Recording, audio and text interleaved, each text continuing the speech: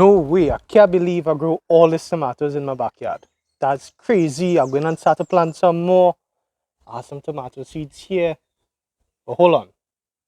From seed to this, it's about a 4 months difference. I gotta wait 4 months if I can get more tomatoes. It's hard to have a better way to do this. Hello everyone, thank you all so much for joining in. This is Dylan from the Trini Gardener channel and I'm so excited that you made it for this video. Today we're going to be talking about succession planting. It's a gardening technique that I think is going to help you make the most out of your harvest and it's going to be able to stretch the food that you grow in your home garden for as long a period of time as possible. So let's get straight into it. Now succession planting is just as the name suggests. It's that you're planting in succession. A mistake that a lot of beginner and intermediate, sometimes even advanced gardeners will fall into is that we're so concentrating on having a crop, right? Just one big crop and then harvesting everything from that crop. Now, the thing about that is that it works for people who are commercial growers, people who are growing to sell, because they need to have a big amount to then push into the market and then have their produce be sold off. For the home gardener, however, there's a limit to how much you could eat. I know a lot of us could eat a lot, but I'm sure there's a limit to how much you need and a limit to how much your family needs. Now, what can happen is, you say, okay, I want to grow 20 plants of tomatoes. And then you get a big harvest. You have more tomatoes and you know what to do with. And then you have tomatoes for a big period of time. You share, you give your neighbors, family, friends. And then you start back. You start back growing tomatoes. What that means is that you have to wait now. You basically have a lot that's going to last you maybe for 2-3 weeks, 4 weeks, right? Up to maybe a month. But if you wait until you get that first harvest to then go back and plant tomatoes, you no longer have tomatoes after your set of tomatoes finishes.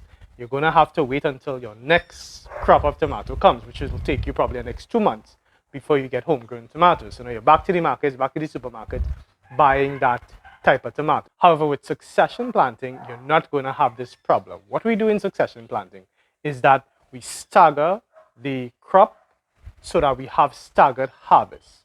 What that means is that you're generally going to start with your crop that is fruiting right now, your crop that is producing or just about to produce fruit. Once you have enough of that crop that will feed yourself and your family, you don't need to have any more. So then you could have a next level of crop, which is maybe a plant that is getting into adolescent stage.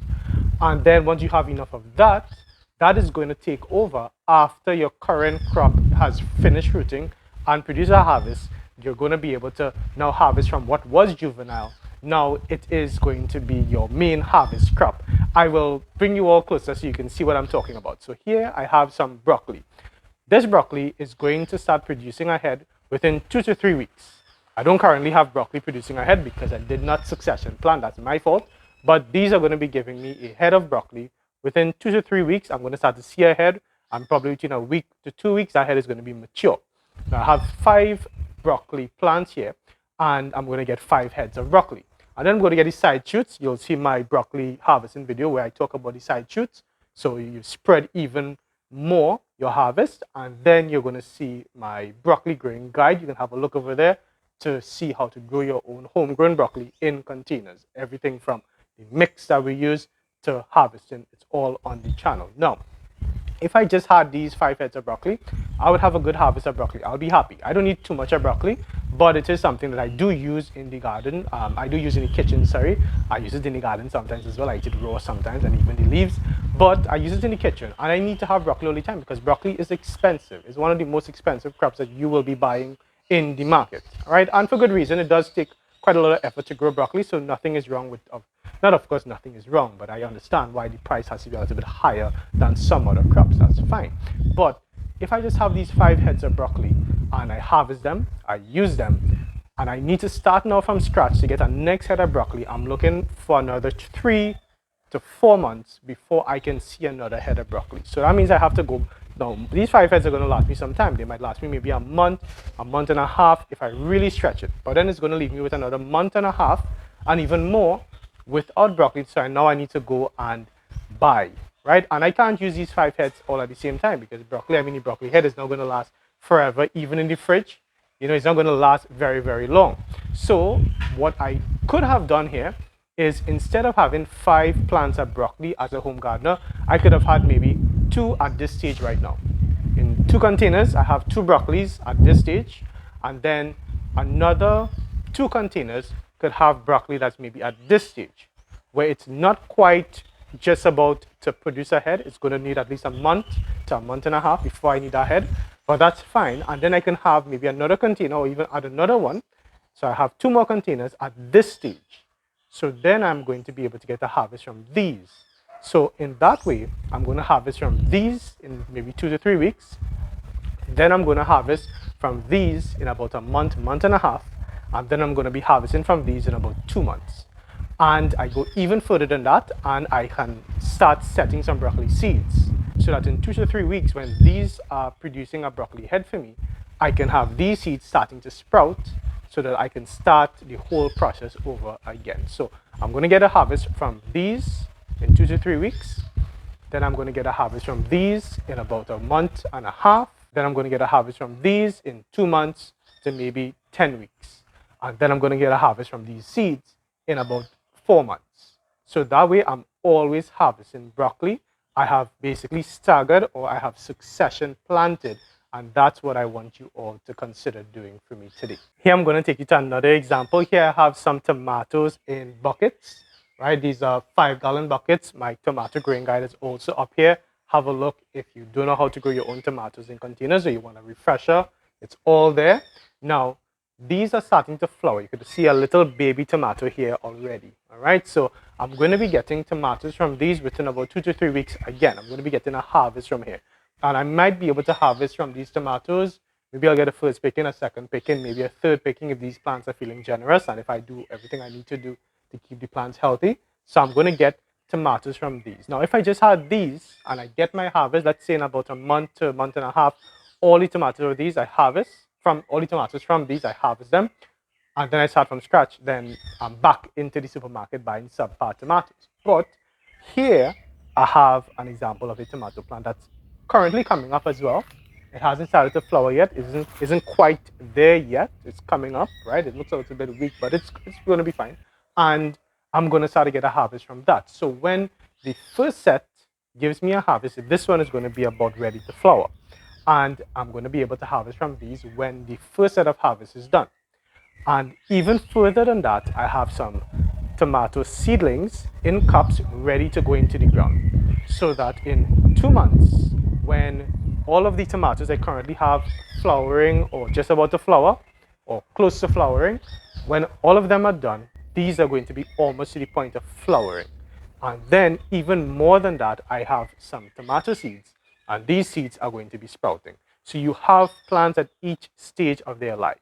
Don't just have plants that are giving you a harvest and nothing else. If you do that, you're going to be ending up with a sort of a drawback, because you're going to have to wait until a next crop starts from scratch. It's better to be prepared. So you have your plant that you're about to be able to harvest from. Just behind that, you're going to have a juvenile into adolescent plant that is going to take over to be harvested from when this current harvest is done. This one is going to move up here. Then the plant that's at this stage is going to move up here. And then your seeds are going to move up here. And then once your seeds move up here, you get new seeds. And then you have your seeds to be able to sprout from here. So you're always maybe at 4 stages of the plant you should try to have in your garden. Now, I know not everybody has all the space. So what I would advise is you choose the crops that make the most sense for you. In my garden, it's all about brassicas. I eat brassicas every single week. I make a big steam and then keep portions over the course of the week. So I always have like my chunky veg, so I can take a little bit at every point because I can't cut up vegetables every single day. So I have a certain amount that I do maybe once or twice a week, and then I keep enough to be able to spread it over the course of a few days. So for me, that's important. But broccoli, cauliflower, cabbage doesn't need to be what you really need. Maybe you need plenty pepper. Maybe you need plenty tomatoes. I actually don't eat much tomatoes as much as I grow. I eat a lot more like cabbage, broccoli, cauliflower, beetroot. All those kind of things are what I generally consume. So for me, it makes sense to grow those things and to succession plant those things For tomatoes and peppers, it's not very important for me. So if I don't have tomatoes maybe for like a month, like it doesn't bother me very, very much. Even if I have a little bit, that's going to be fine. But I always need broccoli, I always need cauliflower, I always need cabbage. So I'm going to succession plant those things. So you choose whatever is important for you, and just make sure that you're not putting yourself into a hole where you plant, you wait for it to harvest, you harvest, and then you plant again.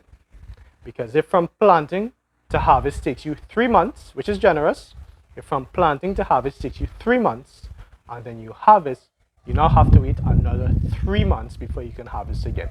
Whereas if it takes you 3 months to harvest from planting, and you have a plant that's at 1 month old, 2 month old, then when your 3 month plant finishes from being harvested, you have about a month to enjoy the harvest, and then your 2 month becomes your 3 month, and then you harvest from that one. But you're always replenishing each level of your plant so that you have a long harvest. Where in Trinidad, because we don't have to worry about winter, we don't have to worry about different seasons. Whatever you can plant right now, you can plant it in 3 months. You can plant it in 4 months. You can plant it next 6 months. You don't have to worry about seasons in Trinidad in the way that people in temperate countries do have to worry about it. I'm sorry if you live in a temperate country. I'm sorry that winter is going to come soon and you're going to be out of the garden. I'm sorry. I know some people are really happy for that reset.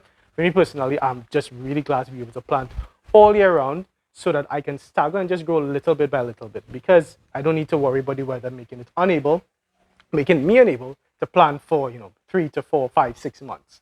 We can plant all the time in Trinidad. So let's use that to our advantage and succession plant to make the most out of our harvest. So I really hope that you enjoyed this video, and more important, I hope that you learned something from this video. I hope it's going to encourage you and help you to have a bigger, longer, better harvest, more than you've ever had, and you're going to take into account what I've said about succession planting so that you make the most out of the food that you're growing in your backyard. Whatever space you have, you can have a harvest of a certain crop, or maybe 2 or maybe 3, depending on how much space you have, all year round if you play your cards right. Remember, you can follow us on Instagram, TikTok, and Facebook to see more content coming out of the Trini Gardener's channel. Remember, if you know somebody who could benefit from this type of information, then share this video with them. Let's help them to grow more healthy organic food for themselves and their family. Remember, as always, this has been Dylan on the Trini Gardener channel, reminding you to get up and get growing. Take care.